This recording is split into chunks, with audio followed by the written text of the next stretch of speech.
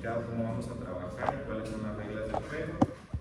Vamos a empezar el día de hoy hablando de la introducción en la mecánica respiratoria y los volúmenes y capacidades pulmonares. Entonces, ustedes acuérdense que el pulmón son dos órganos que están situados en la caja torácica, cuya función principal es el intercambio gaseoso. ¿Qué significa esto? Inspirar aire, ingresar oxígeno para eliminar CO2. Eso es el intercambio gaseoso y eso es lo básico que tenemos que entender que hace nuestro pulmón.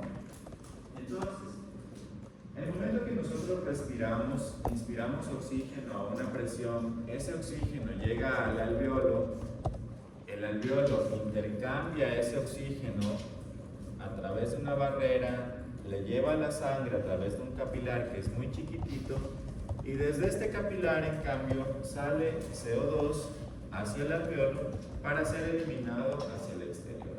Básicamente ese es el funcionamiento principal de los pulmones y el intercambio gaseoso.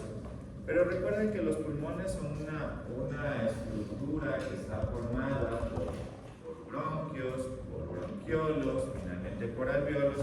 Entonces cada uno va a cumplir un papel importante en esta función que es el intercambio gaseoso. Aparte de esta, ¿y cuál es el objetivo final del intercambio gaseoso? Es llevar este oxígeno por medio del capilar hacia la vena y finalmente oxigenar todos los órganos de nuestro cuerpo. Y esa es la función principal. Por eso nosotros decimos que sin pulmones o con pulmones enfermos, el resto del cuerpo se va a enfermar. Y es así. Si un paciente tiene fibrosis pulmonar, de seguro ese paciente va a tener falla cardíaca, de seguro ese paciente va a tener problemas neurológicos por hipoxemia. Entonces, de ahí la función de nuestro pulmón. ¿Cuáles son otras de las funciones que cumple el metabolismo de componentes? ¿Qué es lo que hace? Elimina CO2 para mantener el estado de pH en nuestro cuerpo, ¿sí? Filtración de materiales no deseados desde la nariz, el sistema respiratorio desde la nariz filtra sustancias o partículas para evitar que nuestro cuerpo se contamine. A nivel respiratorio también capta las sustancias y evita que se genere enfermedad. Es productor de inmunoglobulinas. El pulmón es uno de los órganos más importantes como sistema de defensa, con la producción de inmunoglobulinas, sobre todo inmunoglobulina A. Y finalmente es un reservorio de sangre. Es decir, el lecho capilar abarca gran cantidad de sangre que finalmente toda esa sangre se oxigena en el pulmón para ir hacia el resto de nuestro cuerpo. ¿Sí? Ustedes se acuerdan que cuando no tenemos marcadores, no sé si alguien tiene un marcador. Ustedes se acuerdan que en el colegio nos enseñaban que cuando nosotros respiramos oxígeno y nos enseñaban la composición de los gases. Nos enseñaban la composición de los gases que nosotros inspiramos. Yo no sé si ustedes se acuerdan que nos enseñaron un pastelito en el que decían que la composición de los gases está formada por 78% de nitrógeno, 21% de oxígeno y 1% de gases raros. ¿Sí?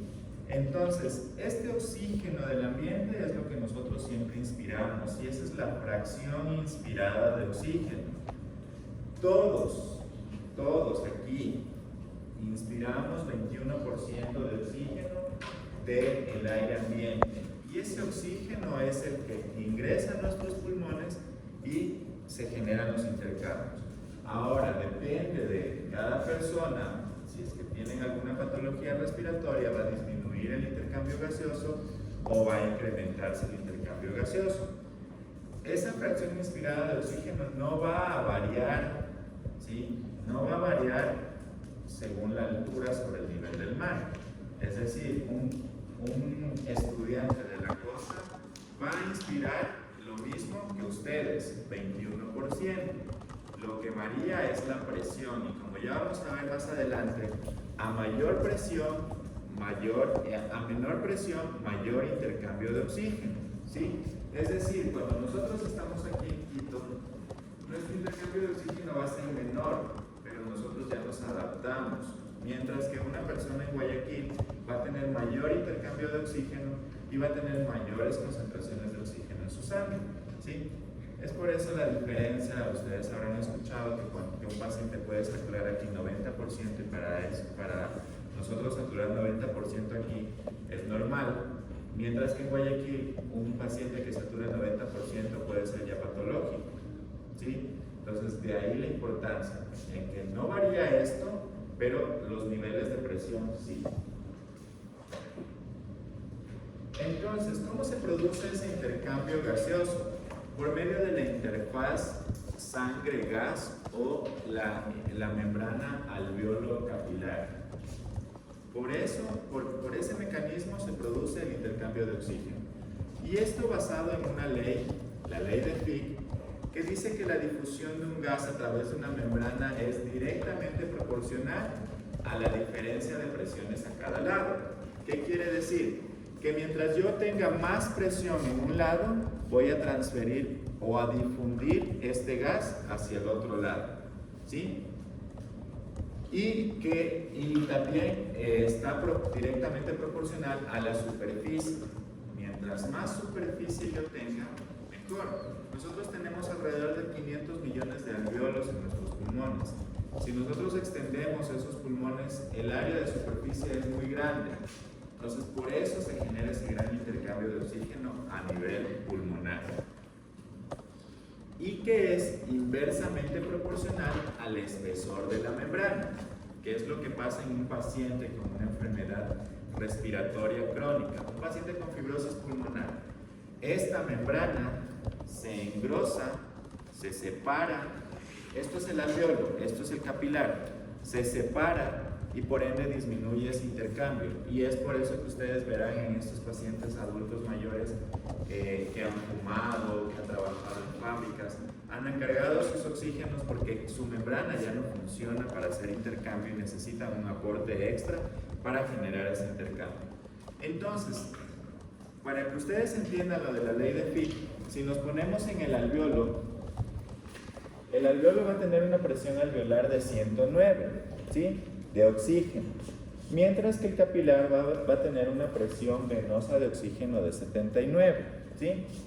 Por esa razón, este oxígeno pasa de aquí hacia acá, porque tiene mayor presión. Por el contrario, el CO2 tiene una presión de 45, mientras que la presión de CO2 en el alveolo es de 40, y por ese motivo el CO2 transfunde desde el capilar hacia el alveolo para después ser eliminado, ¿sí? ¿Está claro hasta ahí?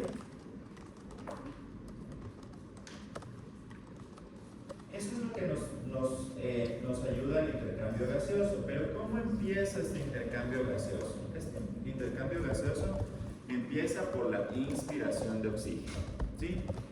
Gracias a las vías aéreas y al flujo aéreo. Lo que les decía, todos tenemos una fracción de oxígeno que inspiramos, 21%. Y ¿cómo se dividen estas vías aéreas, o para qué nos sirve conocer lo de la división de las vías aéreas? Acuérdense que nosotros tenemos desde la glotis la división de la tráquea desciende hacia la cavidad torácica y se divide en dos bronquios, un bronquio derecho y un bronquio izquierdo. El bronquio derecho a su vez se divide en un bronquio intermediario y en un bronquio superior. El bronquio intermediario se divide en un bronquio del lóbulo medio y en un bronquio del lóbulo inferior. ¿A qué voy con esto? Que cada que se va dividiendo de forma dicotómica. Quiere decir que se va dividiendo en dos, ¿sí? Dicotómico. Eso se llama división de dos en dos. Cuando nosotros tenemos la división desde la tráquea hacia los bronquios principales y hasta la cuarta generación, son los bronquios. A partir de la tercera y cuarta generación empiezan los bronquiolos y desde la quinta división hasta la división 16 son los bronquiolos terminales. Estas son vías netamente de conducción. ¿Qué quiere decir esto? Que captan el oxígeno y lo conducen hacia la parte más distal. A este nivel no ocurre intercambio gaseoso, ¿sí? Es solo conducción, solo me sirve para que pase. ¿Y por qué no ocurre intercambio gaseoso? La primera condición es porque esto tiene un epitelio estratificado con cilios y no tiene lo más importante, que es lo que les hablé en la diapositiva anterior, que es alvéolos, ¿sí? No hay alvéolos a este nivel, por eso no hay intercambio gaseoso. Y se conoce como el espacio muerto anatómico, ¿sí? Este espacio muerto anatómico difiere del espacio muerto a nivel fisiológico, que representa alrededor de 150 ml de aire inspirado, y que el espacio muerto en realidad es una zona donde hay mucha ventilación, pero no hay flujo sanguíneo, es decir, solo hay ventilación. Entonces, este es el espacio muerto anatómico. Todas las vías de conducción, desde la división de los bronquios hasta la división 16 en los bronquiolos terminales. ¿Listo? Desde los bronquiolos terminales empieza a dividirse hacia bronquiolos respiratorios. ¿Y por qué ya se llaman bronquiolos respiratorios estos? Porque ya tienen en su pared pequeños alvéolos que están muy dispersos, y estos pequeños alvéolos generan una zona de transición donde ya empieza a haber un poco de intercambio de oxígeno. Pero a partir de la división 19 empieza la división de los conductos alveolares y finalmente de los sacos alveolares. Los sacos alveolares sí está contenido ya todos los alvéolos que nos permiten intercambio. Entonces, desde los bronquiolos respiratorios hasta los sacos alveolares conforman el acino, que es la unidad anatómica funcional, ¿sí? Recuerden, la función del pulmón es intercambio gaseoso. Por eso, esta es la unidad anatómica funcional. ¿Listo? Los conductos, más los conductos alveolares y los sacos alveolares. Esta es una zona muy pequeña. Ustedes la ven, ¿no? Parece que, o sea, esquemáticamente se dibuja muy grande. Pero estas son zonas de milímetros, ¿sí? Muy pequeñas. Pero a pesar de ser zonas muy pequeñas, son zonas que tienen gran cantidad de oxígeno y que pueden tener un volumen 2.5 a 3 litros de oxígeno en esta zona de intercambio gaseoso. ¿Ok? ¿Claro hasta ahí?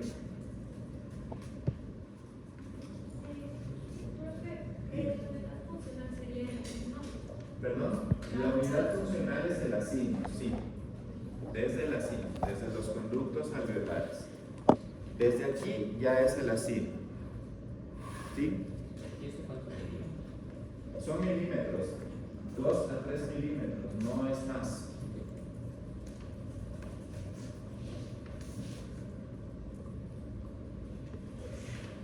Listo.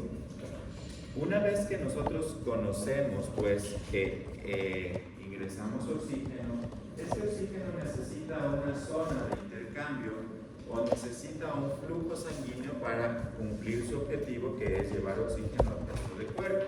Entonces está dado por los vasos sanguíneos. En realidad los vasos sanguíneos, al igual que los bronquios, se dividen y se ramifican, igualito que los bronquios, ¿sí?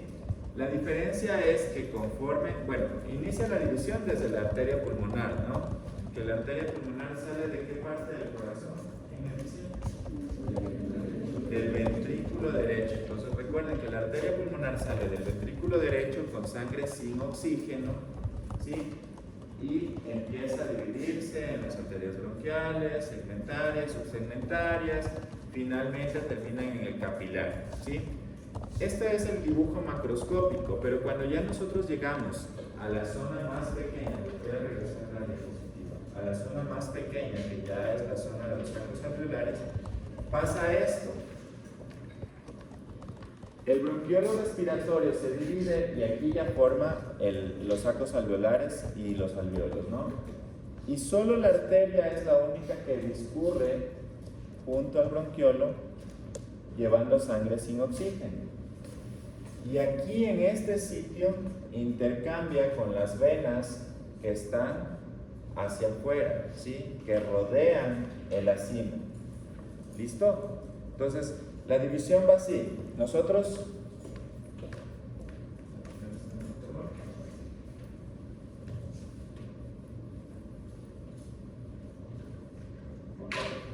tenemos nuestro árbol así, que se divide, y se divide, y se divide, y se divide, y se divide.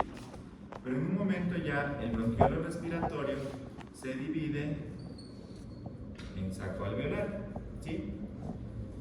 Y tenemos otro bronquiolo que también se divide en saco alveolar, ¿sí? Esto forma lo que se conoce como un lobulillo. Por el bronquiolo respiratorio discurre la arteria, ¿sí? Que tiene sangre sin oxígeno. Y acá discurre la vena, o la vena fluye aquí, ¿sí? Entonces, la arteria viene desde la arteria pulmonar que trae sangre sin oxígeno. Aquí ocurre el intercambio gaseoso, a este nivel ocurre el intercambio gaseoso y lleva el oxígeno hacia la vena, y esta vena va a ir hacia las venas pulmonares que terminan ¿en dónde? En la aurícula izquierda, ya llevando sangre oxigenada. Entonces, esta partecita es la unidad estructural funcional del pulmón, pero esta es la unidad anatómica funcional del pulmón, ¿sí? Es decir, que nosotros tenemos el lobulillo que está conformado por los sacos alveolares, que pueden ser hasta 25 sacos alveolares, donde ocurre todo este intercambio, ¿sí? ¿Queda claro esto? Entonces el lobulillo es la parte funcional. La estructural funcional, mientras que el acino es la unidad anatómica funcional. Los capilares forman una red densa en todas las paredes de los alveolos, tienen un diámetro de 7 a 10 micras, que es suficiente para que pasen glóbulos rojos por ahí. Y esto mismo hace, este diámetro hace que en realidad sean muy frágiles, ¿sí? Y es por esto que cuando hay pacientes o hay personas que vienen de la costa donde hay menores niveles de presión y suben, o los montañistas, ¿sí? Suben hasta altas alturas, más de 3.000 metros, y empiezan a presentar mayor presión y se empiezan a ahogar más, es porque falló esta barrera alveolo capilar, porque los capilares se rompieron. Entonces, ellos necesitan que la presión sea mínima.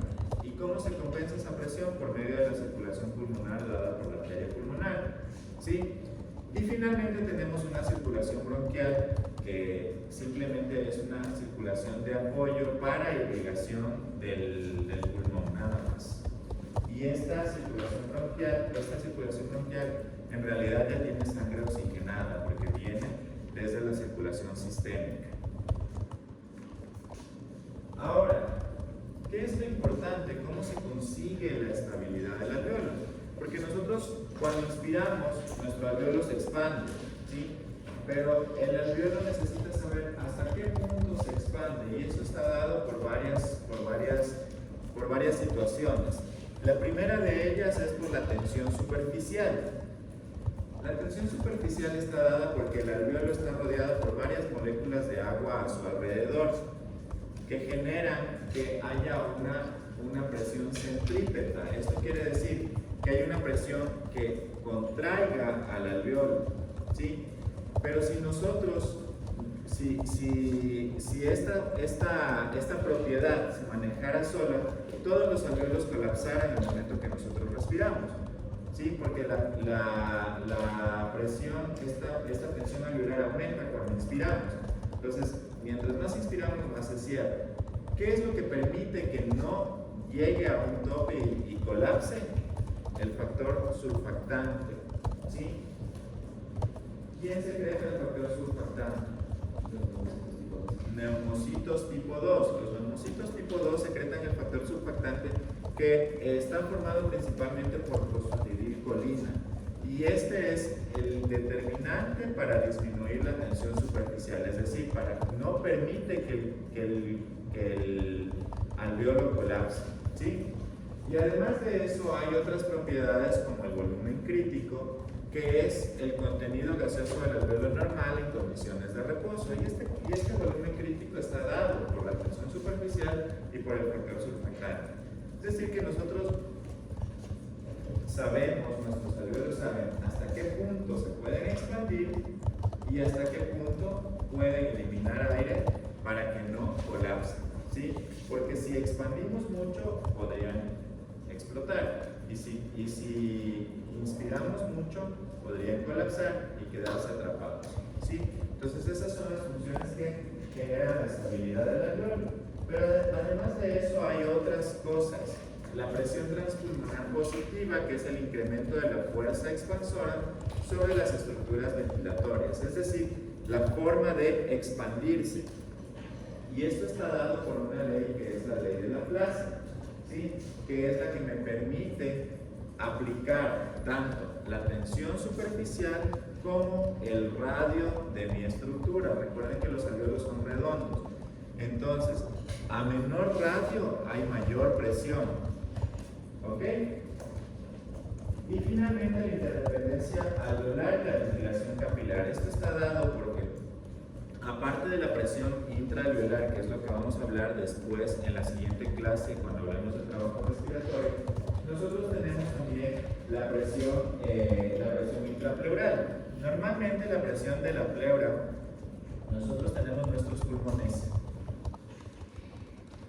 ¿sí?, rodeados por una capa que se llama pleura, ¿sí?, que tiene dos capas, que es la pleura visceral y la pleura parietal.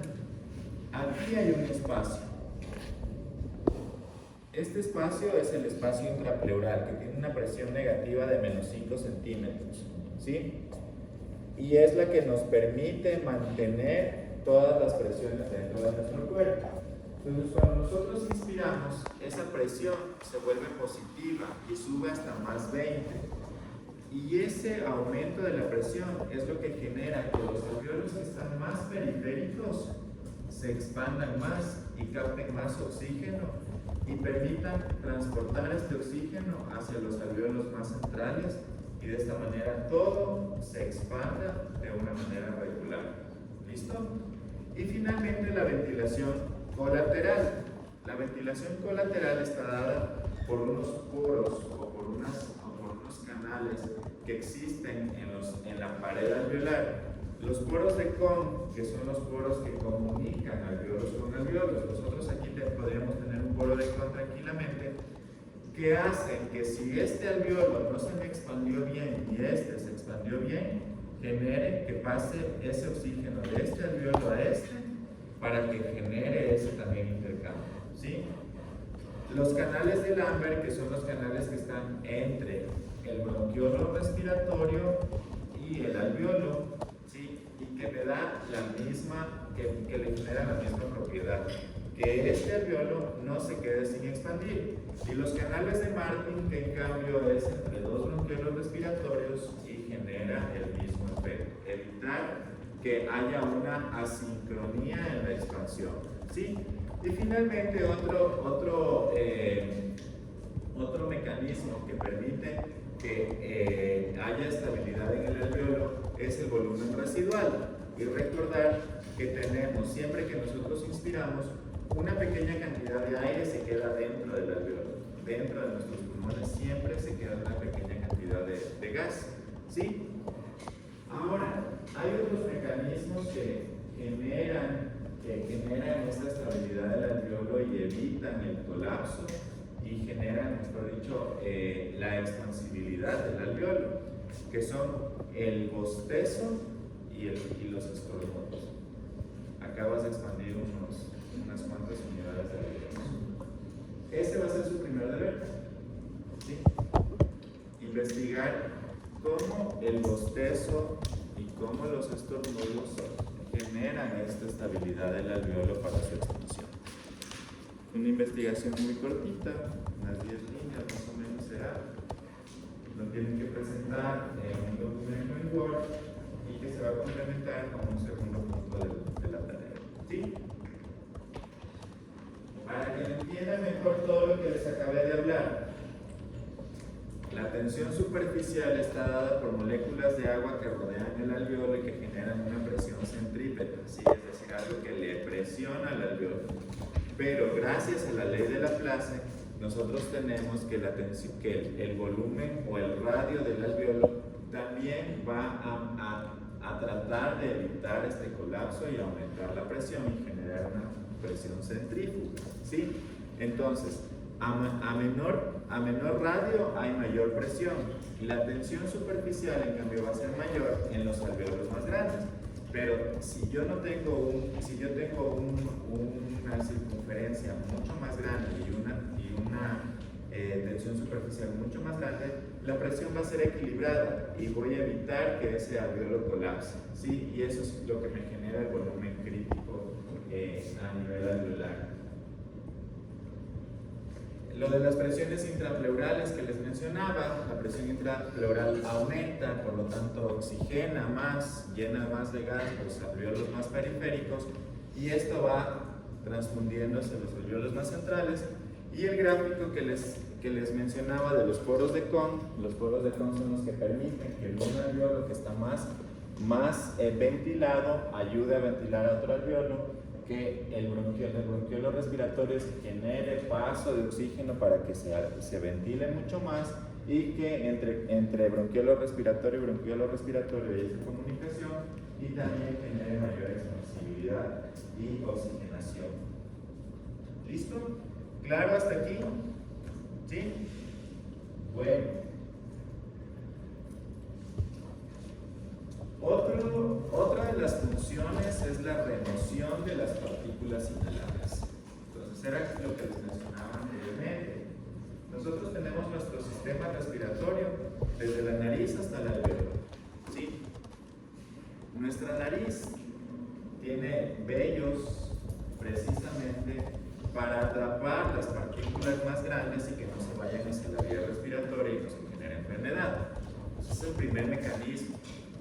Pero hay partículas más pequeñas, entre 5 a 10 micras, que pueden atravesar, ¿sí? Que atraviesan todas las barreras de protección de la nariz y van a llegar a las vías de conducción. Y aquí en las vías de conducción van a ser atrapadas por el moco. Acuérdense que yo les dije que todas las vías de conducción están formadas por epitelio estratificado, que tiene unos cilios primero. Los cilios lo que permiten es la expansibilidad y el movimiento. Y segundo, que en su mucosa tiene unas células que se llaman células caliciformes. Las células caliciformes son las encargadas de la producción de moco a nivel de los bronquios. Entonces, esta producción de moco genera que estas partículas se queden ahí atrapadas. ¿Listo? Y los cilios lo que hacen es mover para que con el moco se vayan hacia afuera y por medio de la expectoración sean eliminadas o lleguen a la glotis y sean deglutidas. ¿Listo? Así de inteligente es. Ahora, hay partículas más pequeñas, mucho más pequeñas, que en cambio van a bajar hasta la parte de ventilación y van a llegar a los alveolos. Pero nuestro sistema de defensa es tan inteligente que nosotros tenemos los macrófagos que cuando llega una partícula muy pequeña, puede ser esto virus, puede ser una bacteria o puede ser un gas tóxico inhalado, el macrófago lo que va a hacer es atrapar a esto, llevarle hacia el flujo sanguíneo y eliminarle por medio de la circulación, ¿sí? Y no generar una enfermedad. Entonces, esas son otras de las funciones del sistema respiratorio. Hay pacientes que tienen trastornos de deglución, los pacientes adultos mayores sobre todo, o la típica de los pacientes que se tragaron un pedacito de pollo y el pedacito de pollo se fue a la vía aérea. Entonces, conforme nos va bajando va dividiéndose más nuestro árbol bronquial, se va haciendo más pequeño. Y esto en realidad se va a quedar ahí atrapado. Pero, ¿qué es lo que va a hacer? Esta parte de aquí, lo que va a generar es muchas células que empiecen a atrapar esto y generar una granulación del tejido, y ya va a ser otra cosa distinta a la remoción de partículas inhaladas. Una cosa es partículas inhaladas y otra partículas absorbidas. ¿Sí? Otra de las funciones, remoción de material desde la sangre. ¿Sí? Y aquí es muy importante la función del sistema respiratorio en este sentido, porque es muy común que haya afectación a nivel sanguíneo, por ejemplo, una enfermedad, una infección, ¿sí? O por ejemplo la formación de un coágulo, que va a llegar hasta los capilares, y a nivel respiratorio no va a permitir que progrese, ¿sí? Entonces, ¿qué es lo que hace el pulmón? Hace que se quede ahí en el pulmón, y el pulmón trata de proteger al resto del cuerpo, se ofrece como el protector de todo nuestro cuerpo para evitar que el resto enferme. Por ejemplo, se forma un coágulo, ¿sí? Un coágulo que viene migrando desde la pierna. Viene migrando desde la pierna, entra por la vena cava, llega al corazón, el corazón le dejó pasar, no le importó, con tal de que él esté bien, el resto no nos importa. Va a pasar por la arteria pulmonar y va a llegar al pulmón. El pulmón dice: hey, tranquilo, ya no vas a generar más daño. Se quedó ahí, hizo una tromboembolia pulmonar, pero no permitió que esto siga hacia la circulación sistémica, y de la circulación sistémica vaya hacia el cerebro, generando un accidente cerebrovascular o generando necrosis a nivel de cualquier otro órgano. ¿Sí? Entonces, eso es otro de los mecanismos de defensa. Una infección. ¿Y cuando eso sucede, cómo se recupera el pulmón? ¿Cómo se recupera el pulmón? Con medicación. Ahí estamos nosotros para ayudar. Claro, porque el pulmón en general, si es que no hubiera medicación, tiene un mecanismo de resistencia muy grande, ¿sí? Entonces, por ejemplo, un paciente que tenga una tromboembolia pulmonar, si es que no obstruye zonas muy grandes, no pasa nada, puede vivir con su tromboembolia pulmonar.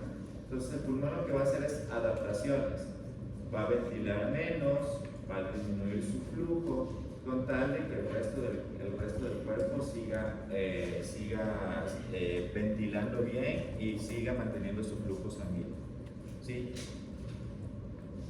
En el caso de infecciones, por ejemplo, nosotros puede haber una persona que sufrió una herida, ¿sí? Se cortó, se contaminó con estafilococo, este estafilococo empieza a migrar, ¿sí? Pasa por el corazón, tal vez genera una endocarditis, pero llega al pulmón y el pulmón dice: no, ya no te muevas más, vas a hacer una neumonía aquí. Y lo atrapa, o lo atrapa y lo elimina, ¿sí? Por medio de los macrófagos, o genera la enfermedad a ese nivel. ¿Listo? Entonces, eso es lo que hace nuestro pulmón. Para terminar esto, conceptos claves de esta parte de la introducción a la fisiología respiratoria y que no se tienen que olvidar. Primero, que la barrera alveolo capilar o gaseosa es extremadamente grande, como les dije, si nosotros la extendemos es bastante grande, y es ideal para el intercambio gaseoso que se necesita en nuestro cuerpo. Segundo, que las vías aéreas de conducción se extienden hasta los bronquiolos terminales. En el caso que una persona tenga fibrosis quística, el pulmón igual hace lo mismo de tener bacterias y materia infecciosa. Claro. Y eso perjudica Una persona con fibrosis quística, lo que más va a tener, que tiene compromiso pulmonar, lo que más va a tener es afectación de su parte respiratoria. Pero como ya es una enfermedad crónica, conforme pasan los años, ya esa enfermedad, esa enfermedad pulmonar, va a generar otro tipo de trastornos, por ejemplo a nivel cardíaco o a nivel muscular, ¿sí? Porque la disminución de la captación de oxígeno genera que los músculos, ¿sí?, se atrofien porque no tienen forma de oxigenarse adecuadamente. Las vías aéreas de conducción se extienden hasta los bronquiolos terminales. Recuerden, aquí no hay intercambio, pero tenemos un volumen de 150 ml aproximadamente. El intercambio gaseoso ya ocurre en la zona respiratoria con un volumen aproximado de 2.5 a 3 litros. ¿Sí? El flujo convectivo toma gas inspirado desde la proximidad de los bronquiolos terminales, pero más allá, el movimiento del gas se facilita por la difusión en la región alveolar. Es decir, inicialmente nosotros solo tenemos gases que ingresan, ¿sí?, principalmente oxígeno, pero ya a nivel de los bronquiolos respiratorios empieza la difusión para el intercambio gaseoso. Y el surfactante mantiene la estabilidad del alveolo. Los cilios son importantes para la eliminación de cuerpos extraños de la vía aérea y los vasos sanguíneos más pequeños, en cambio, para atrapar material extraño que está circulando en la sangre. ¿Listo? ¿Preguntas? Los 150 ml no se llegan a hacer intercambio. No llegan a hacer intercambio gaseoso. Pueden estar ahí, por eso se considera espacio muerto. ¿Sí? ¿Alguna otra pregunta? ¿Dudas? ¿Algo que no haya quedado claro? Es parte del volumen residual. ¿El asunto respiratorio incluye el control respiratorio o es Solo de los conductos alveolares. ¿De qué se considera el bronquiolo respiratorio? El bronquiolo respiratorio es una zona de transición. Sí.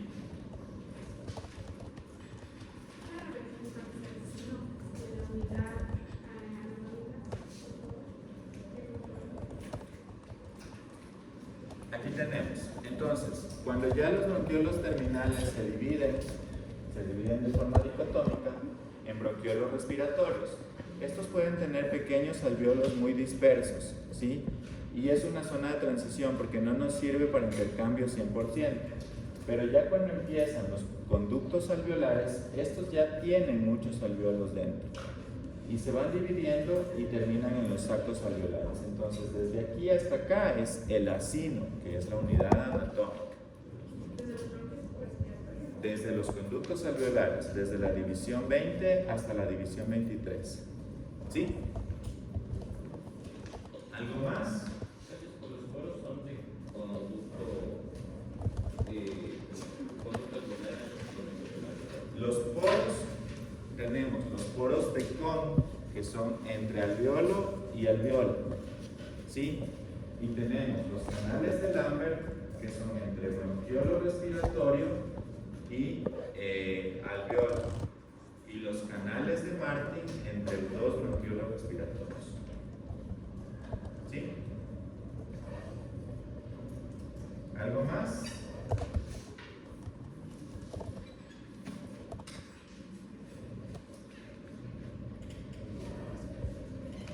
Dime.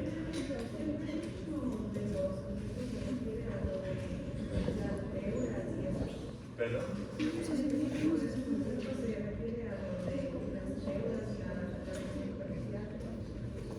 Sí, a ver. ¿Eso?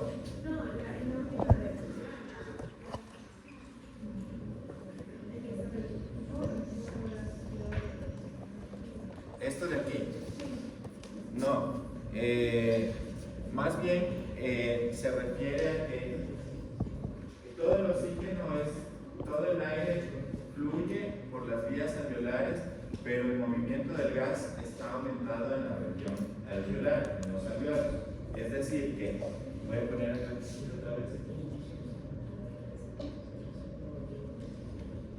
Todo esto es flujo de oxígeno, pero donde más intercambio hay es aquí.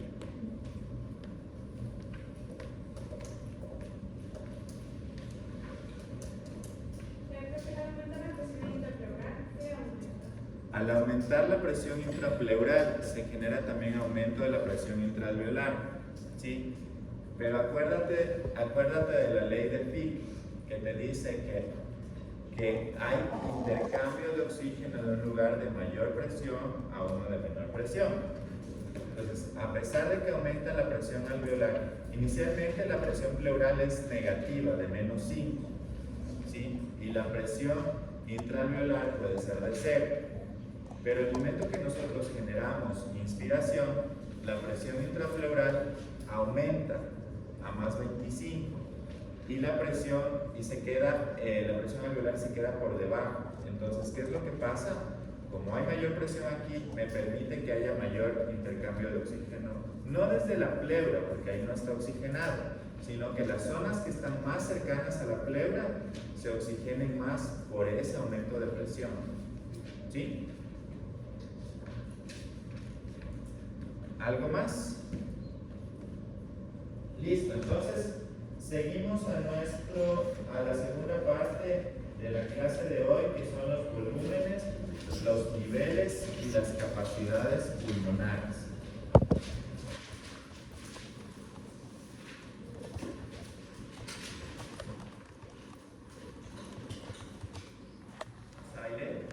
Nuestro pulmón ejerce ciertas funciones y es importante que nosotros sepamos cuánto de oxígeno cuánto de aire ingresa para este intercambio gaseoso, y eso está dado por los volúmenes y por las capacidades pulmonares. Entonces, antes de esto, cuando nosotros, este gráfico no se tienen que olvidar nunca. ¿Sí? Cuando nosotros inspiramos podemos tener dos procesos en la respiración. La respiración normal, que es lo que están haciendo ustedes ahorita, o una respiración forzada, que es inspirar profundo y expirar profundo. ¿Sí? Tenemos dos fases en la respiración. Entonces, eso se grafica de esta manera. Tenemos nuestra respiración normal, nuestra respiración profunda y nuestra expiración profunda. Y volvemos a nuestra respiración normal. ¿Sí? Este es el gráfico del ciclo respiratorio. Esto es lo que nosotros podemos hacer en la respiración. Entonces, a partir de eso, nosotros podemos medir lo que son volúmenes y capacidades. ¿Sí? Como les dije, esto es respirar normal, inspirar y expirar. Y a eso se llama volumen corriente o volumen tidal. ¿Sí? Conceptos. En una fase inspiratoria normal, ingresa al pulmón aire en condiciones normales, que aproximadamente deben ser 6 ml por kilo. Es decir, no todos inspiramos el mismo volumen. ¿Sí? Yo, como peso 85, inspiro más o menos como 510 ml, tengo de volumen corriente. Tú, no te voy a preguntar a ti, pero te vayas a entender. Tú pesas, ¿cuánto pesas? 75 kilos. Multiplica por 6.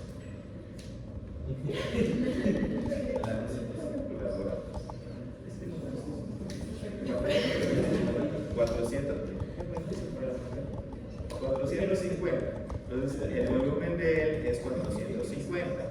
El volumen de ella tal vez sean 300 ml. Ese es su volumen tidal, ¿sí? Su volumen corriente. Es decir, todos tenemos un volumen corriente distinto. A pesar de que todos ustedes aquí tienen 18 y 19 años, no tienen el mismo volumen corriente. Entonces, eso es lo primero que debemos saber. Con la edad no va a cambiar, pero con la edad va a cambiar condiciones como su forma de inspirar, que va a variar más bien en esto. ¿Sí? Una pregunta, o sea que si bajo de peso ingresa menos volumen de aire. Ingresa menos volumen de aire. Pero una cosa es el volumen de aire y otra cosa es el intercambio gaseoso. ¿sí? O sea, no pasa nada, tú puedes ingresar 200 ml, pero que haya tu intercambio gaseoso adecuado porque las presiones están bien, las presiones pulmonares están bien, está todo perfecto. ¿Y ese ajuste entre volumen corriente y digamos, el peso de la persona es instantáneo? No, ¿sí? Entonces, eso es mi volumen corriente, ¿sí?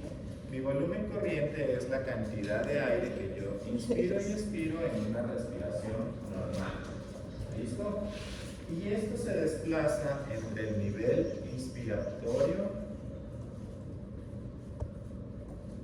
máximo y el nivel expiratorio mínimo, ¿sí? O de reposo, ¿sí? De reposo, ¿sí? Es decir, tenemos aquí nuestro volumen corriente que siempre se va a mantener entre nuestros niveles inspiratorios y expiratorios de reposo. A partir del nivel inspiratorio de reposo, a partir de este nivel, yo empiezo mi inspiración forzada, ¿sí? Eso se conoce como el volumen de reserva inspiratorio, que es el máximo volumen de aire que yo inspiro después de una respiración normal, ¿sí? De forma forzada.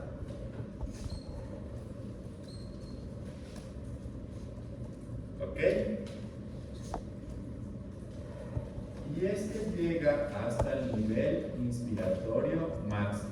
Ese sí es hasta el nivel inspiratorio máximo. Entonces, yo inspiro normal, es mi volumen corriente. Inspiro profundo, es mi volumen de reserva inspiratorio. ¿Sí?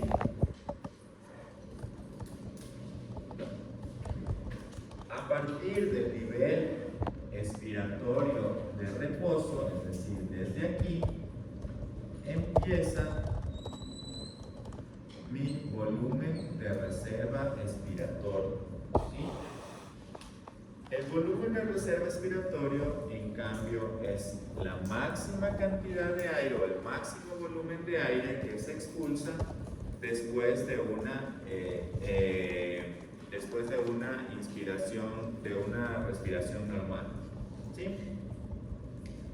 Entonces, inspiro normal, mi volumen corriente. Inspiro profundo, mi volumen inspiratorio. Y llego hasta aquí otra vez. Y expiro, mi volumen expiratorio. ¿Sí? De reserva expiratoria. Y justo lo que decías, Cota, justo lo que decía Cota, el volumen residual es lo mismo que el espacio muerto. Sí, aquí queda una pequeña cantidad de aire que se llama volumen residual, que es el volumen de aire que no se puede expulsar y que queda dentro de los pulmones después de una expiración forzada. ¿Sí? Entonces yo tengo 4 volúmenes. Tengo mi volumen corriente, tengo mi volumen de reserva inspiratorio, tengo mi volumen de reserva expiratorio y tengo mi volumen residual.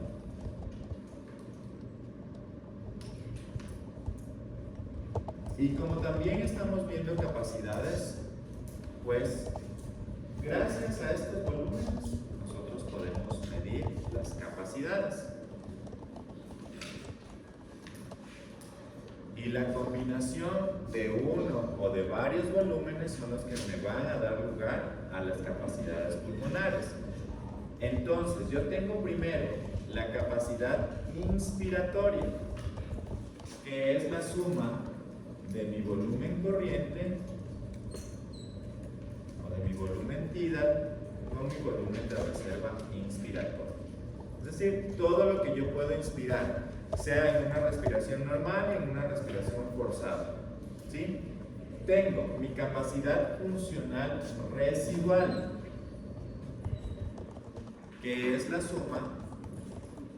Volumen corriente iría del nivel inspiratorio al nivel expiratorio. Sí. Justo aquí. Perdón, ¿qué significa para mí? Nivel inspiratorio de reposo y nivel expiratorio de reposo. Volumen tidal es lo mismo que volumen Corriente. Es lo mismo. Si puede manejar cualquiera de los dos conceptos. La capacidad funcional residual, en cambio, es la suma del volumen de reserva expiratorio y el volumen residual. Es decir, todo lo que yo expiro y se queda dentro de mi pulmón. La capacidad vital, en cambio, es todo lo que me sirve para intercambio. ¿Sí? Todo lo que me sirve para intercambio. Es decir, el volumen residual no me sirve para intercambio, me quedo fuera. Y la capacidad pulmonar total, en cambio, es todo esto. ¿Sí? La suma de los cuatro volúmenes.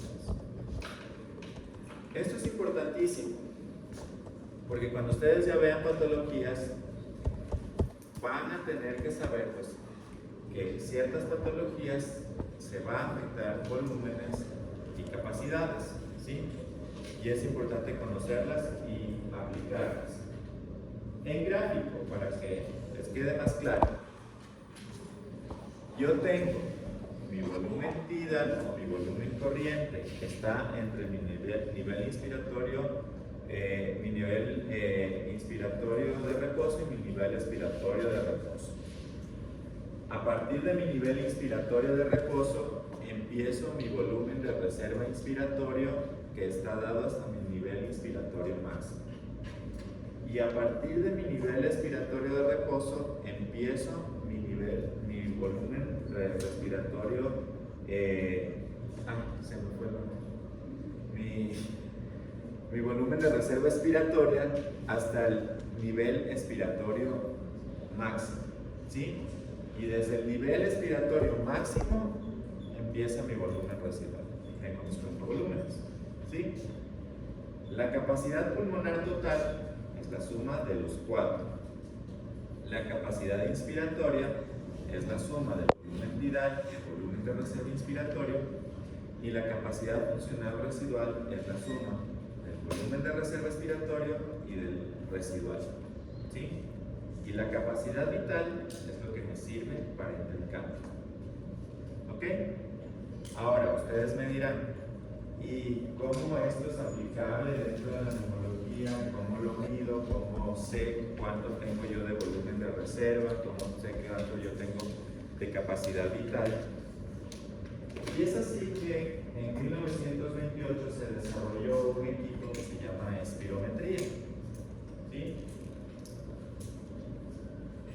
Y la espirometría en realidad me ayuda a medir mi volumen tidal y mi capacidad vital, ¿sí? Es decir, me ayuda a medir desde aquí hasta arriba, ¿sí? En capacidades, por medio de la capacidad vital. Entonces, cuando antes los espirómetros eran unas cosas súper grandes, eran una barra grandota con una, no sé si ustedes han visto en las películas esas barritas que van dibujando y un tambor, así igualito era una espirometría que estaba conectada a un flujo de agua que era el que generaba la presión y que hacía que se grafique la curva. Así era la espirometría. Ahora ya tenemos equipos mucho más funcionales y más prácticos. Entonces, básicamente, la espirometría lo que me hace, mejor dicho, es medir mi volumen tidal, mi volumen de reserva inspiratorio y mi volumen de reserva expiratorio. Pero no lo mido como tal, como volúmenes, porque la espirometría solo me ayuda a medir capacidades. Y la principal capacidad que me ayuda a medir la espirometría es la capacidad vital. Y como la espirometría es una prueba de esfuerzo, entonces se llama capacidad vital forzada, pero que termina siendo la misma capacidad vital. ¿Listo? Claro, ¿no es cierto? solo me ayuda a medir la capacidad vital. Eso es lo único que me permite medir la espirometría. Y después de la capacidad vital me ayuda a medir un flujo que es el volumen expiratorio forzado que eliminó en el primer segundo. Entonces, ¿qué es lo que hace básicamente un paciente en una espirometría? Uno le introduce una boquilla que está conectada a un neumotacógrafo, que ahora ya tenemos turbinas más bien electrónicas, y le hacemos soplar al paciente. Entonces le decimos que tome aire y que bote. Y al hacerle botar aire y botar, inspirar y botar de forma suave, estamos midiendo el volumen corriente. Pero de ahí le hacemos tomar aire profundo y el paciente hace esto. Y le decimos sople fuerte y el paciente. Entonces ahí medimos su capacidad. Y lo que me decías tú, la edad no influye. La edad influye en la capacidad, en la medición de la capacidad, porque para medir las capacidades hay predichos. Ahí sí, no todos tenemos la misma capacidad vital forzada. Puede que yo, porque tengo como 20 años, 25 años más que ustedes, tenga menos capacidad vital. Puede que yo mido 1,81 y tú, ¿cuál es más pequeño? Y tú mides 1,65, creo, no sé. Estoy pequeño para ese estado, casi ese estado. Bueno, alguien que mide 1,65 tiene menos capacidad vital, ¿sí? Entonces, depende del peso, la talla, depende de la edad y depende del sexo, ¿sí? Eso nos genera los predichos de capacidades. ¿Listo? ¿Me ibas a decir? ¿No? Listo. ¿El ciclo respiratorio se ve afectado, digamos, por la capnografía o eso? ¿O solo depende de los volúmenes? Solo depende de los volúmenes. Entonces, así medimos la espirometría. Cuando nosotros hacemos la espirometría, analizamos dos curvas adicionales, que es la curva flujo-volumen, es decir, un volumen de aire a una velocidad, la eliminación a una velocidad constante, y la curva volumen-tiempo, un volumen de aire eliminado en una unidad de tiempo. Así medimos la espirometría.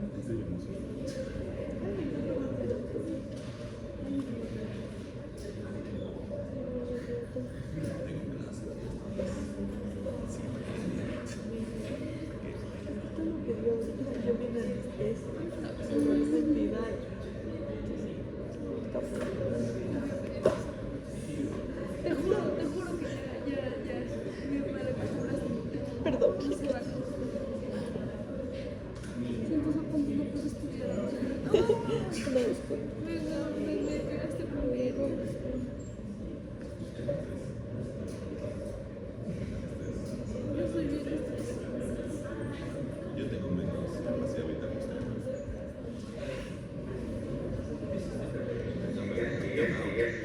Antes para la capacidad Entonces, esta es una espirometría.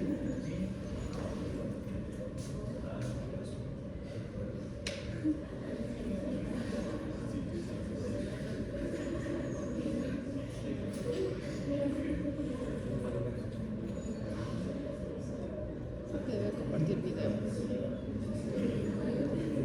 Compartir el video. La Maite dice que...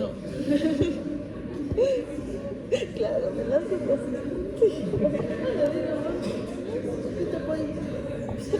Yo te acompaño porque le debo preguntar.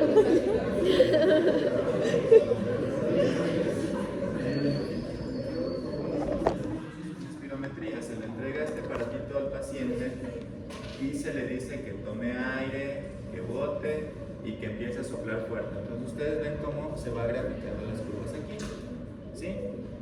nosotros ahí medimos el volumen corriente y medimos la capacidad vital forzada. Es un examen que es un poco complicado hacerlo y les cuento que es más difícil hacerlo en pacientes jóvenes que hacerlo en la Valentina Sauer. Es más difícil hacerlo en pacientes jóvenes que hacerlo en un paciente adulto mayor. No sé por qué, no debería ser al contrario, pero los pacientes jóvenes no sufren.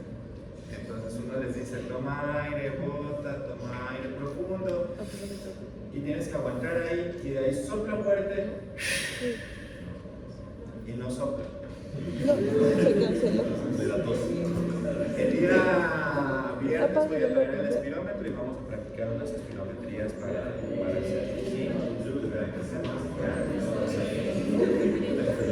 Entonces, básicamente eso es lo que hacemos en este tipo de pruebas. Ahora, como ustedes verán, solo estamos analizando la capacidad vital, que es forzada, porque es de esfuerzo, ¿sí? Eso significa FBC, que me estaba preguntando. Sí, ¿cómo te llamas? Julián. Me estaba preguntando eso. ¿Qué es FBC? FBC es capacidad vital forzada, porque es una prueba de esfuerzo. Y en esta misma capacidad vital forzada nosotros analizamos el FEB1, que es el volumen expiratorio forzado, en el primer segundo, porque la espirometría me sirve para análisis de patologías obstructivas, y obstrucción quiere decir dificultad a la salida del aire. Entonces por eso analizo el volumen en el primer segundo.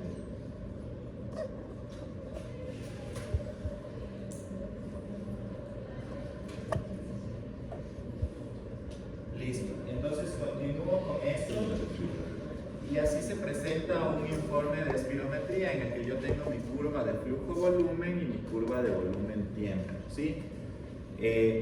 Como les dije, todos tenemos predichos en función de nuestro peso, talla, edad y sexo, y los predichos se analizan como teóricos y lo que elimina mi paciente, ¿sí? Entonces ya eso lo irán entendiendo después. Si nos da tiempo, vamos a hacer análisis de espirometrías, porque lo que les decía en la semana 3 era la práctica de esto para analizar espirometrías y que ya vayan sabiendo un poco, pero si nos quitan esa semana tenemos que acomodarnos y ver cómo podemos hacer. ¿Listo? Ahora, ¿qué pasa cuando no podemos analizar el resto de cosas? Entonces tengo otras pruebas. Acuérdense que el mecanismo de paso de oxígeno es la difusión. Entonces, otra de las pruebas que ahora utilizamos se llama difusión. La difusión de gases utiliza gases que en realidad pueden medirse en nuestro cuerpo, entonces, y que no se combinan con el oxígeno. Entonces tenemos la difusión con helio y la difusión por monóxido de carbono, ¿sí? ¿Qué es lo que hace esto básicamente? Son un poco más complicadas, pero me ayudan a medir lo que es la capacidad pulmonar total, es decir, me ayuda a medir todos los volúmenes, me ayuda a medir el volumen residual, que es importante, porque por ejemplo, en aquellos pacientes fumadores que hicieron enfisema pulmonar, yo no puedo saber cuál es el volumen residual con una espirometría. Entonces, si yo tengo un paciente que hace mucho atrapamiento de aire, lo puedo medir con una difusión, conociendo cuál es el volumen residual. Entonces, ¿qué es lo que hace esta prueba? Esta prueba me hace inhalar helio desde una máquina, ¿sí? Yo inhalo todo el helio que puedo hasta que se equipara el helio de la máquina con el helio de mi pulmón, ¿sí?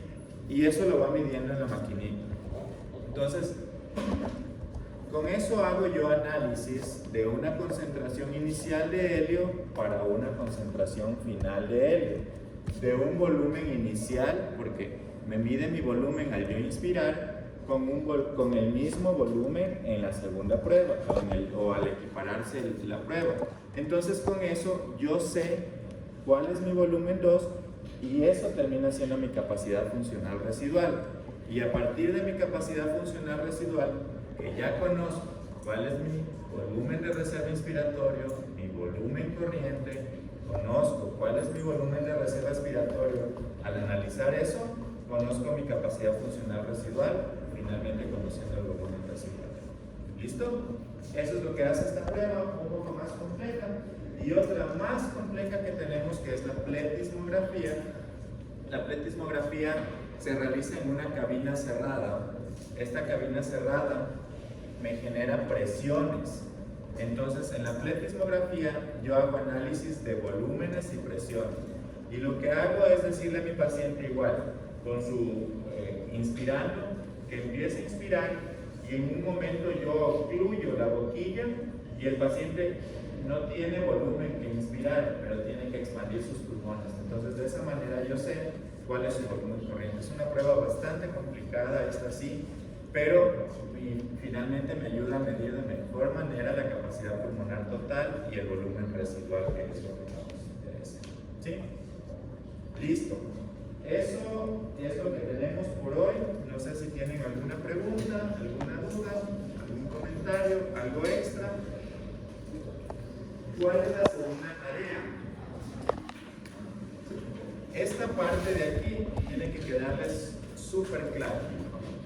Y la forma de que les quede más claro es haciéndolo. ¿Sí? Entonces, necesito que ustedes, buscando en bibliografía o basándose en esto, me lleven a una hoja dibujado el ciclo respiratorio, señalado con qué corresponde a qué, cuál es el volumen corriente, cuál es el volumen respiratorio, cuál es el respiratorio, cuál es la capacidad pulmonar total, y con las definiciones. ¿Sí? Esa es la segunda parte del deber para el día viernes. ¿Sí? ¿Queda claro? Los deberes se entregan el viernes, ¿a qué hora? Me los entregan en el momento que venimos a clase. Ah, desde aquí. Ah, es Y es físico. ¿A mano? Ah, pues solo imprimimos. ¿Ah? Esa parte trae tu impresa. Sí, sí. Y hay que subir al menos. No, solo me entregan a mí. Luego llevamos, recién ayer designaron a Andrea como la ayudante de la clase, entonces ya recién estamos viendo cómo vamos a hacer esto de docentes. Y las diapositivas. Esas sí ya las va a subir Andrea hoy.